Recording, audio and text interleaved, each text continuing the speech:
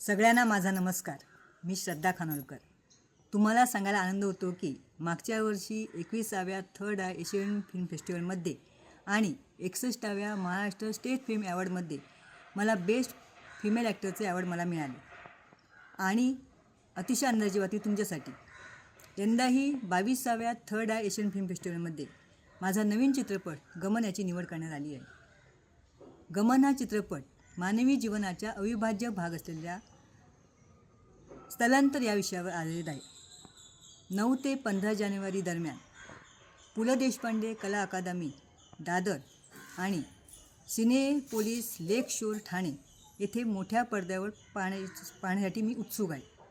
आशियाई कथा आणि सिनेमा जगासमोर आणण्यासाठी टीप ह्या संपूर्ण टीमचे मी आभार मानते.